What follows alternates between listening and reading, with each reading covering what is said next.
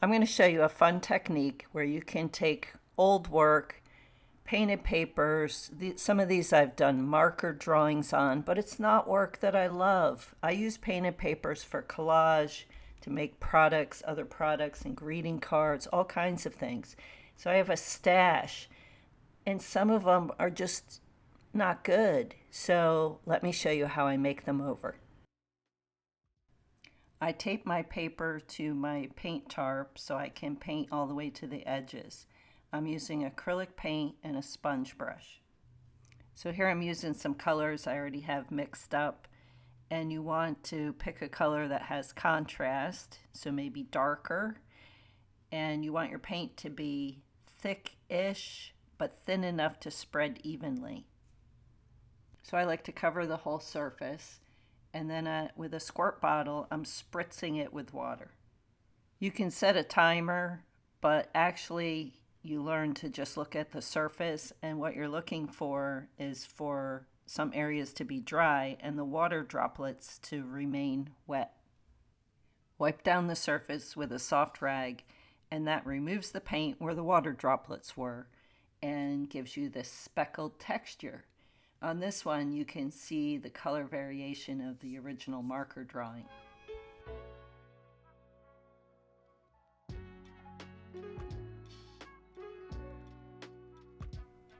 For best results, you want to create a high contrast. So this one has a lot going on, but I choose a really dark color to go over it. So if you want bigger droplets, I just opened the spray bottle and splattered water on there. It's kind of risky because you're not sure how much of the top layer is going to get removed, But let's see. Let's see what happens.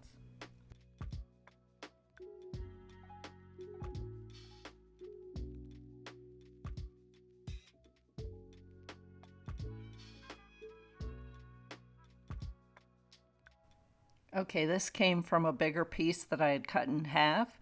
So here you can see the before and after. And I didn't love it. So I decided to do a dry brush over it. You want very thick paint and a bristly dry brush. And this technique sort of picks up texture that's underneath it. So it was interesting. So here's one I messed up, and I left it in so I can show you my mistakes, and hopefully you don't have to make the same mistakes. First of all, I don't think the contrast was enough. I should have gone much lighter or darker. Then I spritzed too much water, and what happened was the whole surface was watery. And maybe it would have worked if I let it dry longer, I'm not really sure. But when I went to wipe it down, it just smeared all the paint off.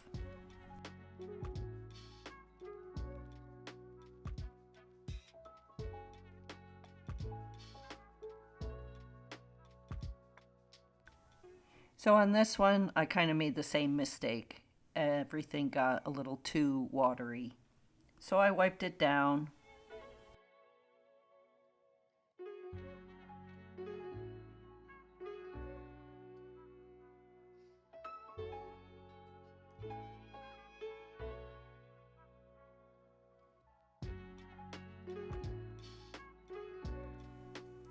And then I went with this black, but for some reason that didn't really I didn't cover everything very well with the black. I could have gone much heavier with the black and it would have worked better. All right, back to this one. Now I'm going to pick a dark color and see how it works this time. See if I've learned anything. Okay, so I'm going monochromatically. I just mixed black in with the purple. This time you can really see dry areas and wet water droplets.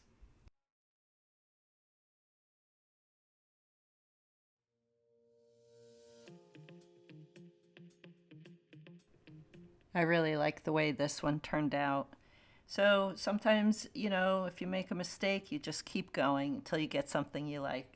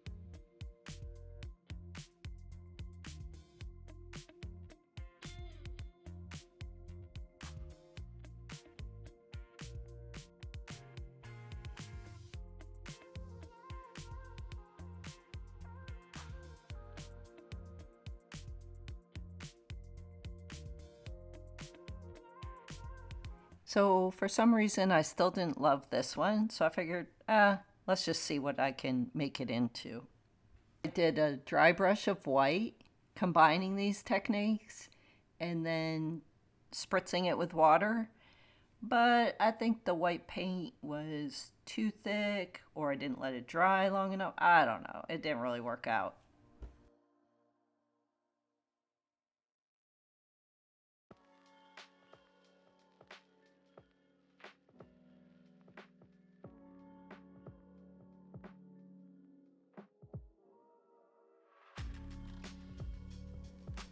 So then I tried black. You know, what the hell? Let's see what happens.